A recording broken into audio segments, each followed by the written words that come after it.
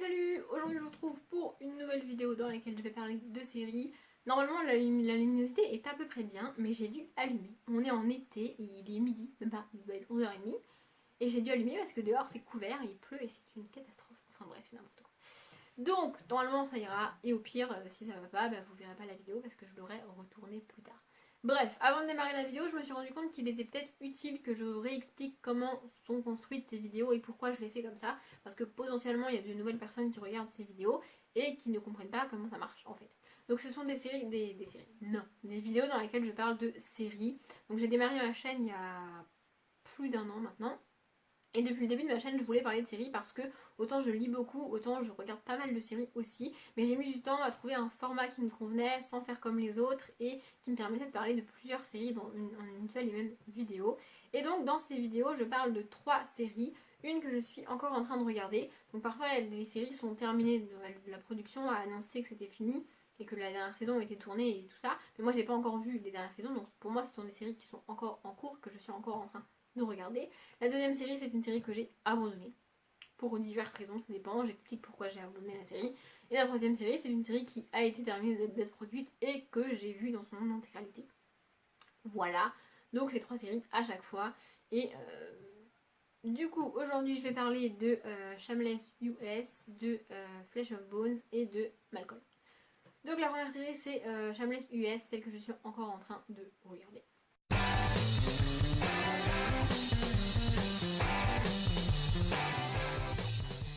Je sais que Shameless US est une adaptation d'une série anglaise à la base, mais je n'ai pas regardé la série anglaise.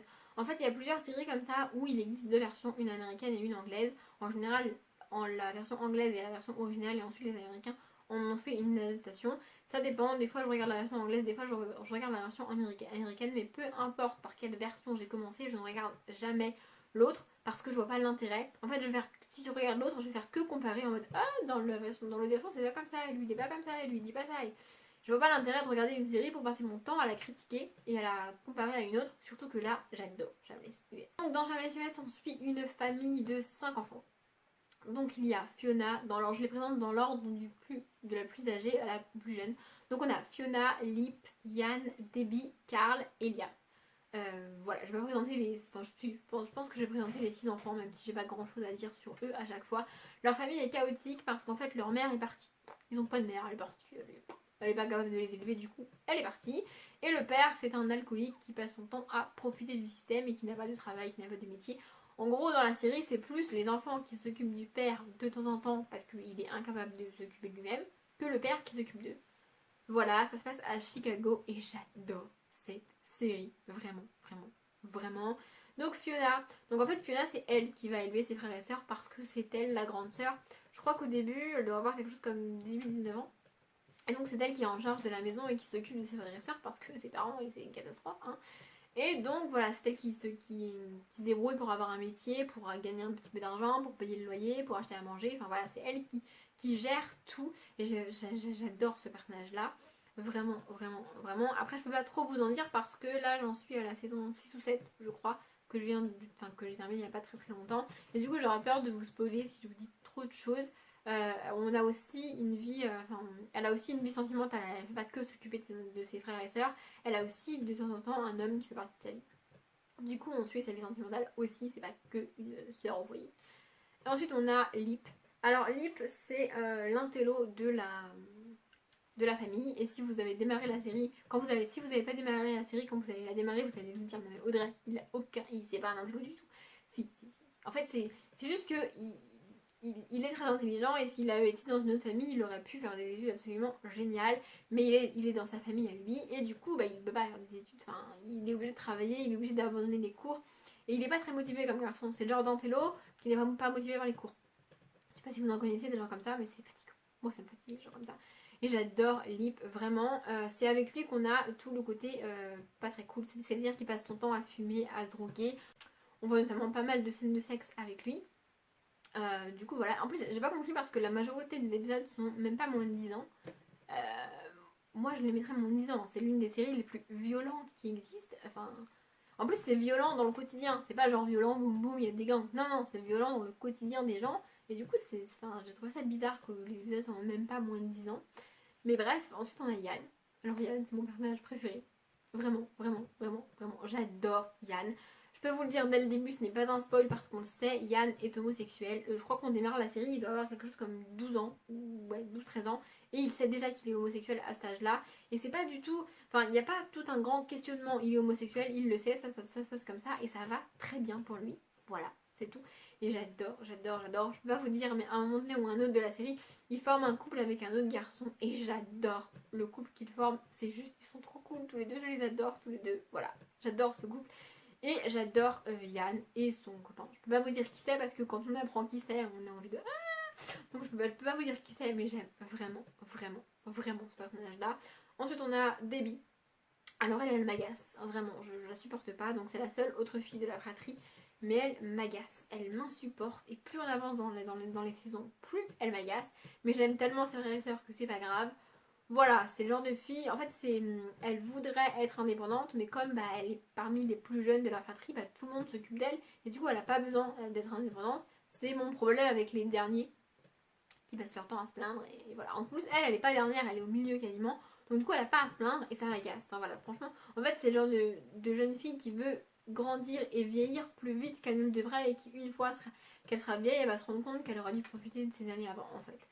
Voilà, il y a beaucoup d'ados qui sont comme ça et je trouve ça dommage, mais du coup ça représente assez bien les ados, notamment les filles qui veulent vieillir plus vite qu'elles ne devraient en fait, et voilà. Ensuite on a Karl, alors lui c'est le petit délinquant pur et dur, dès qu'on le voit on le sait, il va mal finir, il va mal tourner, il va faire n'importe quoi de sa vie, mais alors vraiment, au début il est très jeune au début de la série, du coup on le voit pas beaucoup, et plus on va avancer dans les saisons et dans les épisodes, et plus on va le voir.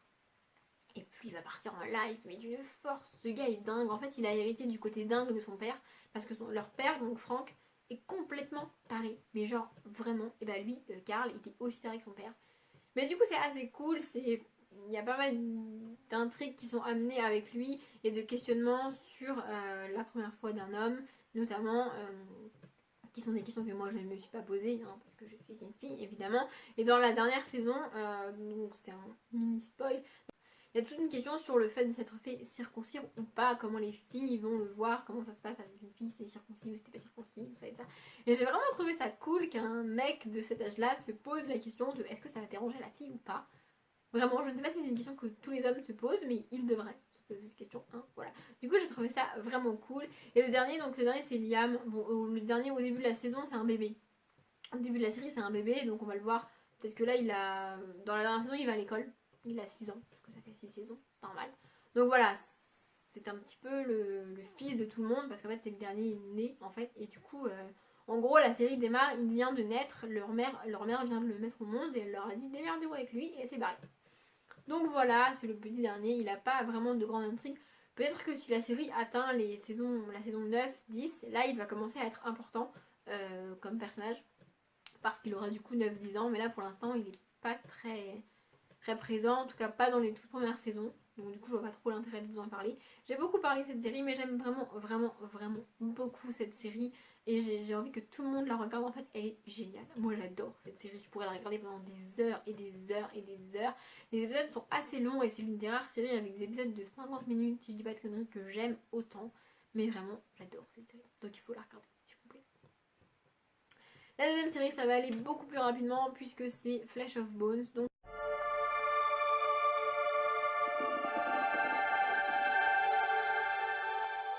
c'est une série qui parle de danse, mais c'est une série très compliquée. Alors en fait, je crois qu'il n'y a qu'une saison, parce que je crois que c'est une mini-série en fait, et j'ai même pas été au bout de la première saison. En fait, ça nous raconte l'histoire d'une jeune fille, je me rappelle plus de son nom, qui intègre une école de danse classique, et elle est là, mais en fait son frère la cherche, parce qu'elle a fui son frère, et son frère va finir par la retrouver, et on sent bien quelque chose de pas net qui se passe entre eux. C'est un frère et une sœur, mais ils n'ont pas du tout une relation de frère et sœur, ils ont une relation assez bizarre.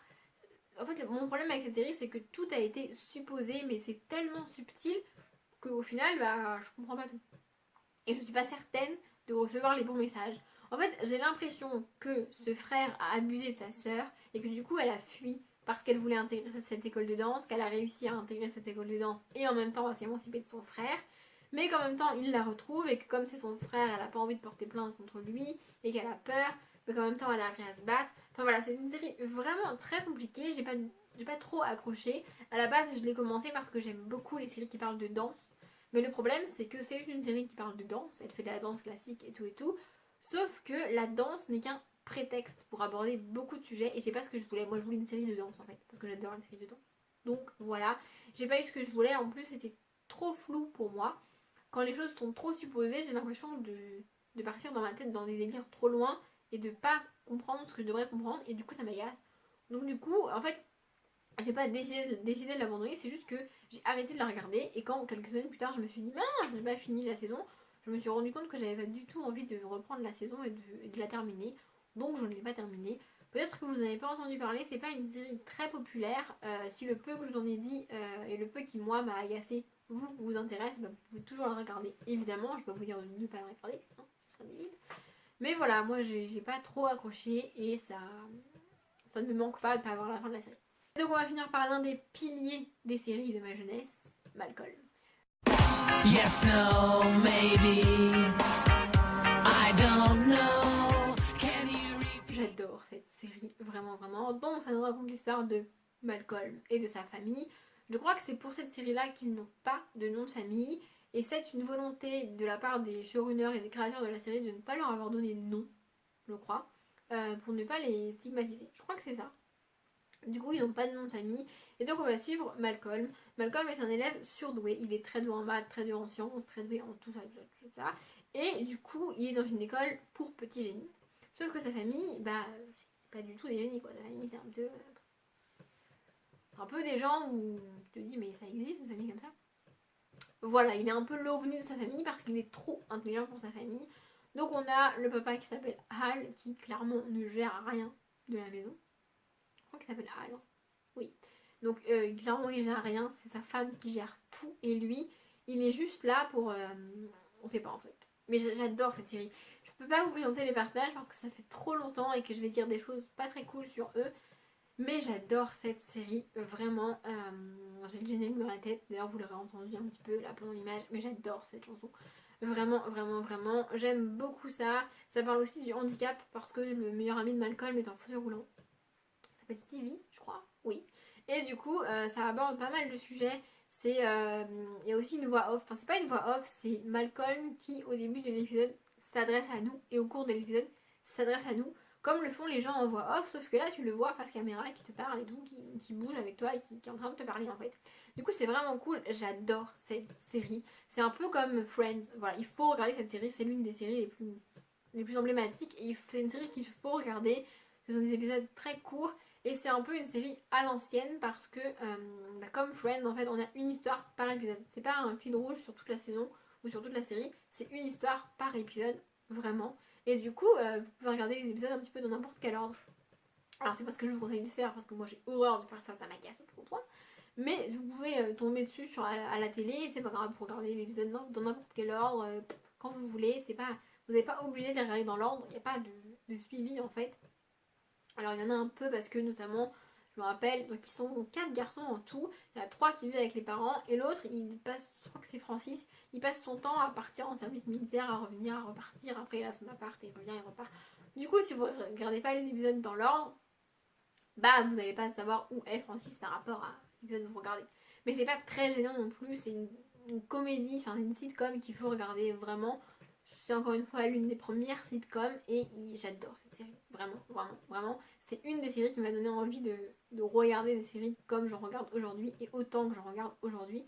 Donc voilà, si vous avez jamais regardé ne serait-ce qu'un épisode de Malcolm, juste un ou deux comme ça pour voir ce que c'est et pour être capable de comprendre ce que c'est en fait, moi je vous conseille de au moins faire ça et de ensuite regarder la série intégralement si vous voulez.